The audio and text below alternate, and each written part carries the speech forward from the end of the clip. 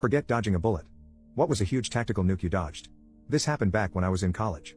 I was at my apartment with my two best friends, Chris and Jake. We were doing normal college stuff, drinking beer, ripping tube, playing Mario Kart and just enjoying each other's company.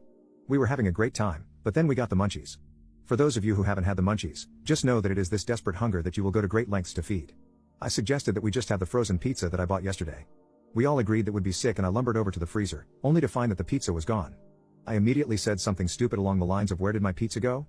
I looked back at my buddies and Chris looked like a light bulb had just gone off in his head. Like he had discovered the cure to cancer or something like that. He sighs and says, "Oh dude. I totally think I ate that this afternoon. My bad." Dave slapped Chris on the back of the head. Now we don't have any pizza. There wasn't any other food in the apartment, so we had to get creative. It was 1:30 in the morning, so pretty much everything was closed. You might be wondering why we would even bother to get food at that hour rather than just sleeping, but that is how the munchies works.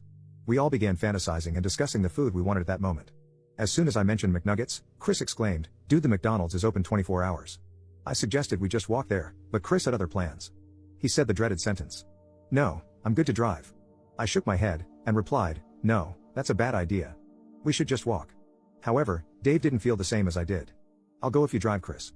We got into a bit of an argument, but it seemed like I won and we would walk.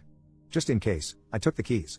I had to use the bathroom before we left, and when I came out, they were gone, and so was the car. Chris had used the spare key. I thought to myself, what an idiot. His dad is going to destroy him if he gets pulled over. I just waited in the apartment for them to get back, planning to scold them upon return. 2 hours went by, and they hadn't returned yet.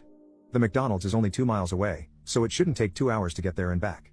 I decided to ride my Razor scooter there to try and find them, assuming they had gotten pulled over or done something stupid at the McDonald's. As I was crossing the bridge on the way, I noticed this spot on the bridge that was taped off with a crane, cops and an ambulance. They had curbed the car and drove it off the bridge into the shallow creek top first.